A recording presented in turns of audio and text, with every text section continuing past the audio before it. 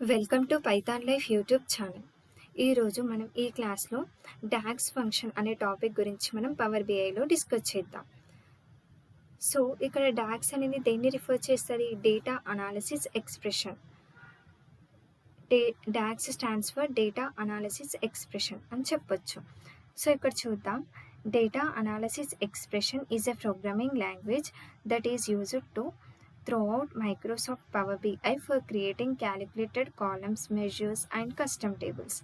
It is a collection of functions, operators, and constants that can be used in a formula or expression to calculate and return one or more values. So first of all ఈ docs function అంటే ఏంటిది, మనకి ఇది ఎందుకు use అవుతుంది అనేది మనం discuss చేద్దాం. సో డాక్స్ ఫంక్షన్ అనేది మనకి ఎందుకు యూజ్ అవుతుంది అని అంటే క్యాలిక్యులేటెడ్ కాలమ్స్ని క్రియేట్ చేయడానికి, అంటే మైక్రోసాఫ్ట్ పవర్ బిఐలో క్యాలిక్యులేటెడ్ కాలమ్స్ని క్రియేట్ చేయడానికి అండ్ మెజర్స్ని క్రియేట్ చేయడానికి, అలాగే కస్టమ్ టేబుల్స్ని క్రియేట్ చేయడానికి మనం మెయిన్గా ఈ డాక్స్ ఫంక్షన్ని యూజ్ చేస్తాం. So DAX function stands for data analysis expression. So మనకి ఇంకా ఇది ఎందుకు యూజ్ అవుతుంది అని అంటే డేటా అనాలిసిస్ ప్రాబ్లమ్స్ని సాల్వ్ చేయడానికి మనం మెయిన్గా ఈ డాక్స్ ఫంక్షన్ని యూజ్ చేస్తాం పవర్ బిఐలో. సో ఇప్పుడు మనం ప్రాక్టికల్గా చూద్దాం. అసలు ఫస్ట్ ఆఫ్ ఆల్ ఈ డాక్స్ ఫంక్షన్ అంటే ఏంటిది, వీటిని మనం ఎలా రాస్తామని. సో టోటలీ మనకి డాక్స్ ఫంక్షన్స్లో 400+ డాక్స్ ఫంక్షన్స్ ఉంటాయి. బట్ మనము కొన్ని బేసిక్ డాక్స్ ఫంక్షన్స్ వరకు మనము డిస్కస్ చేద్దాం. చూడండి, బేసిక్ డాక్స్ ఫంక్షన్స్ మనకి 4 different types of basic DAX functions అనేటివి ఉన్నాయి. అవేంటివి? Basic date function, basic text function, basic number function and fourth one వచ్చేసి basic logical function. So first మనం ఈ క్లాస్లో ఓన్లీ బేసిక్ డేట్ ఫంక్షన్ అనేది మనం ఎలా పవర్ బిఐలో రాస్తామో చూద్దాం. అంటే ఎలా దాన్ని క్యాలిక్యులేట్ చేస్తాం బేసిక్ డేట్ ఫంక్షన్ని అనేది మనం ఈరోజు ఈ క్లాస్లో డిస్కస్ చేద్దాం. సో ఫస్ట్ మనం ప్రాక్టికల్గా చేద్దాం కాబట్టి పవర్ బిఐ డెస్క్టాప్ని ఓపెన్ చేస్తున్నాను.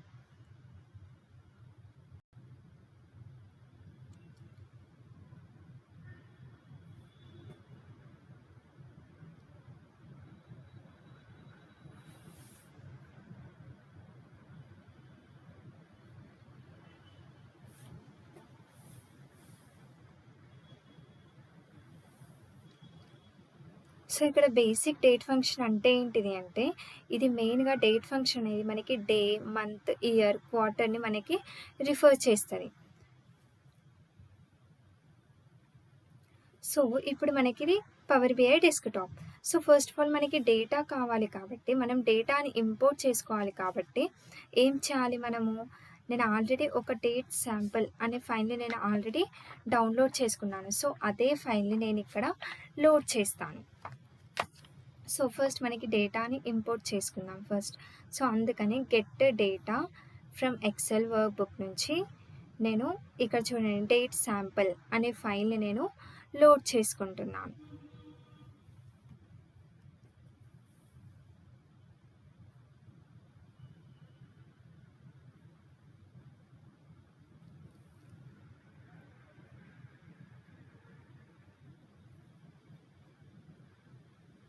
సో ఇక్కడ మనకి చూడండి ఆర్డర్స్ 1 అనే ఫీల్డ్స్ మనకి ఇక్కడ వచ్చాయి. సో ఇక్కడ మనకి డేట్ శాంపుల్ కాబట్టి నేను ఇక్కడ ఆర్డర్స్ 1 అనే షీట్ని నేను లోడ్ చేస్తున్నాను.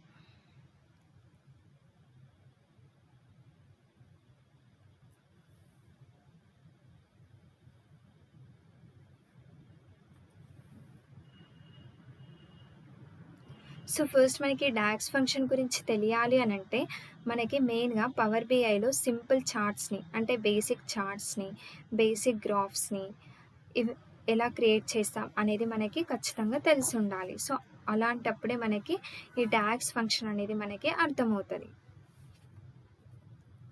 చూడండి, మనకి డేటా అనేది లోడ్ అయ్యింది. ఇప్పుడు చూడండి, ఇక్కడ ఆర్డర్స్ 1లో మనకి ఏమేమి వచ్చాయి? ఆర్డర్ డేట్, ప్రాఫిట్, రో ID, ship date. So first of all మనకి ఈ ఫైల్లో ఏముంది అనేది మనం చూద్దాం. సో ఈ డేట్ శాంపుల్ అనే ఫైల్‌లో మనకి ఏమేం కాలమ్స్ ఉన్నాయి అనేది చూద్దాం.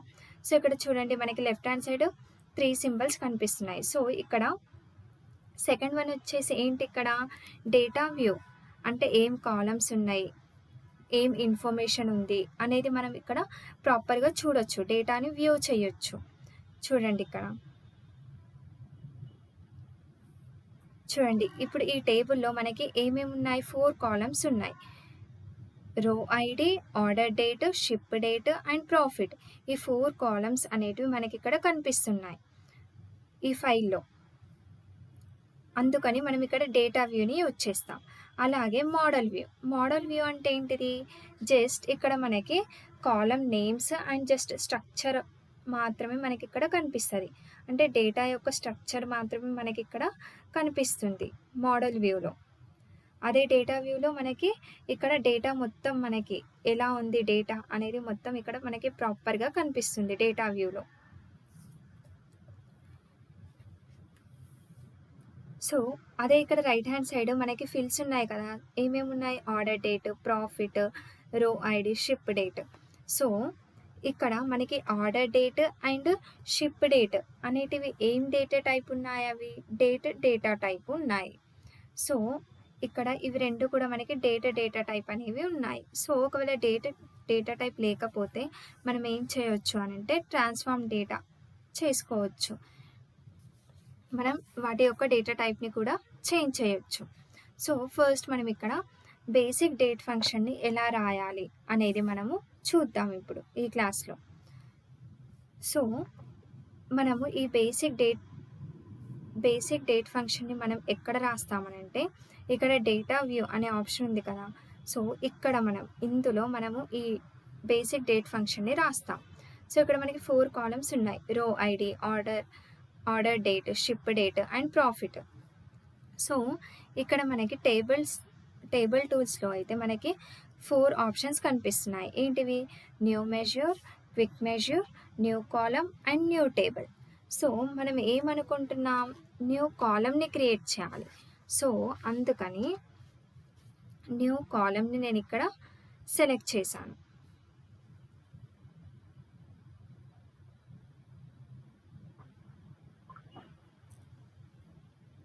న్యూ కాలమ్‌ని నేను ఇక్కడ సెలెక్ట్ చేసుకున్నాను. సో కొంచెం సైజ్ అనేది ఇంక్రీజ్ చేసుకున్నాను. సో ఇక్కడ ఏంటి మనకి ఒక న్యూ కాలమ్‌ని క్రియేట్ చేద్దాం. అంటే డే వైస్‌గా. ఇప్పుడు మనకి ఆర్డర్ డేట్‌లో 7th date, April month and 21 year అనేది ఉంది. సో సెపరేట్‌గా మనము ఇక్కడ మనకి సెపరేట్‌గా ఈచ్ రో యొక్క డేట్ అనేది మనకి ఇక్కడ రావాలి. ఆర్డర్ డేట్ యొక్క డేట్ అనేది మనకి రావాలి ఇక్కడ. సో ఏం చేయాలి అనంటే అప్పుడు మనం ఏం ఫార్ములా రాయాలి అనంటే ఇక్కడ మనం ఏంటి డే వైస్ చూస్తున్నాం కాబట్టి డే 1 ఈజ్ ఈక్వల్స్ టు ఇక్కడ ఏంటి డే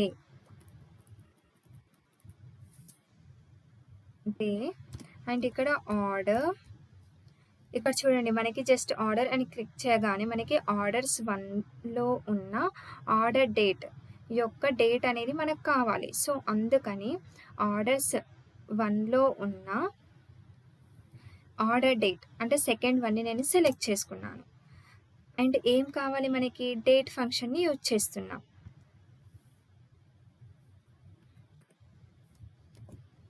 చూడండి ఇప్పుడు మనం దీన్ని ఎంటర్ చేసినట్టయితే మనకి ఇక్కడ డే 1 అనే కాలమ్ అనేది మనకి ఇక్కడ క్రియేట్ అయిపోతుంది. చూడండి డే 1 అనే కాలమ్ మనకి క్రియేట్ అయిపోయింది. ఇక్కడ ఆర్డర్ డేట్‌లో ఏం డేట్స్ ఉన్నాయి? ఫస్ట్ 235 రో ఐడీ యొక్క ఆర్డర్ డేట్ అనేది ఏముంది? 7th ఉంది. So 7th date and next 15th date, 7th, మళ్ళీ 1, 28th, 9th, 20 ఇలా మనకి సెపరేట్‌గా డేట్స్ అనేటివి మనకి ఇక్కడ కనిపిస్తున్నాయి.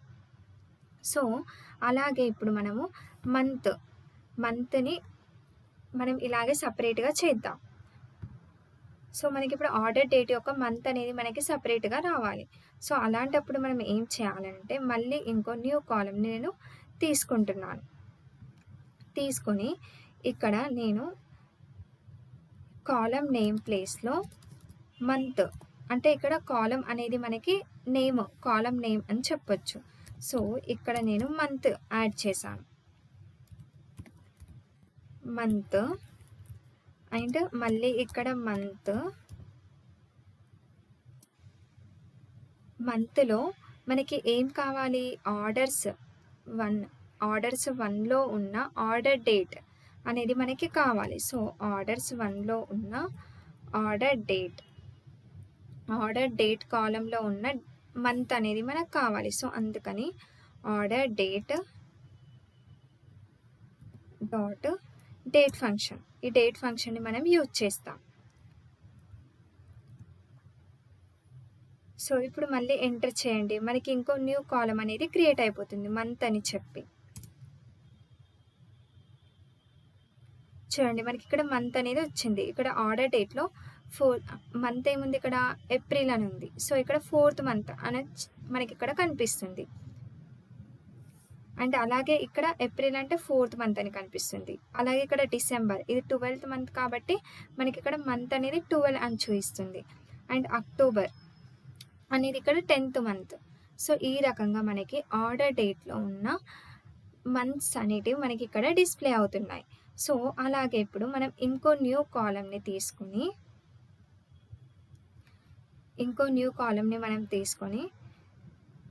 ఇప్పుడు క్వార్టర్ వైజ్గా క్వార్టర్స్ని కూడా మనము చూడొచ్చు. సో అందుకని ఇక్కడ నేను Q1 జస్ట్ క్వార్టర్ అని తీసుకుందాం.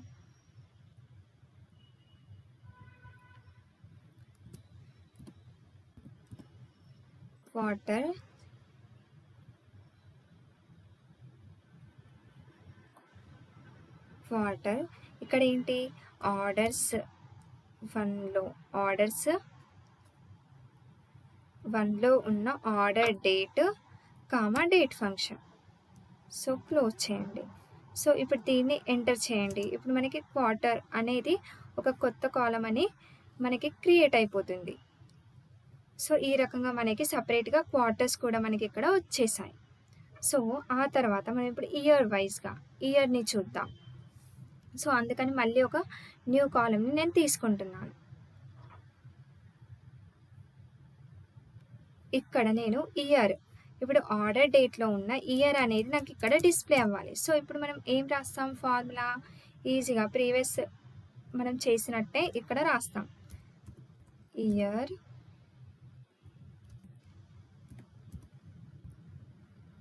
ఇయర్ ఆర్డర్స్,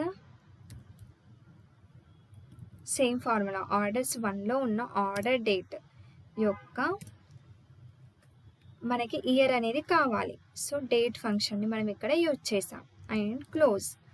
సో ఇప్పుడు ఎంటర్ చేయండి, మళ్ళీ మనకి ఇయర్ అనే ఒక కొత్త కాలం అనేది మనకి క్రియేట్ అవుతుంది.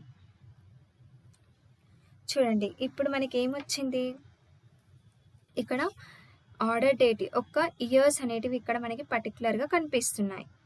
సో ఈ రకంగా మనకి కొత్తగా న్యూ కాలమ్స్ అనేటివి చూడండి, ఇక్కడ రైట్ హ్యాండ్ సైడ్ కూడా మనకి న్యూ కాలమ్స్ అనేటివి క్రియేట్ అయిపోతున్నాయి. సో ఈ రకంగా సపరేట్గా మనం డేని, మంత్ని, క్వార్టర్ని అండ్ ఇయర్ని చూడొచ్చు. సో ఈ రకంగా మనం బేసిక్ డేట్ ఫంక్షన్స్ని మనము రాస్తాం. సో ఈ క్లాస్ మీ అందరికీ క్లియర్గా అర్థమైంది అని అనుకుంటున్నాను. ఈ క్లాస్లో మనం డాక్స్ ఫంక్షన్ అంటే ఏంటిది, మనకి ఎందుకు యూజ్ అవుతుంది, DAX function and basic date function గురించి డిస్కస్ చేసాం. నెక్స్ట్ క్లాస్లో మనము టెక్స్ట్ ఫంక్షన్స్ గురించి చూద్దాం. Thank you.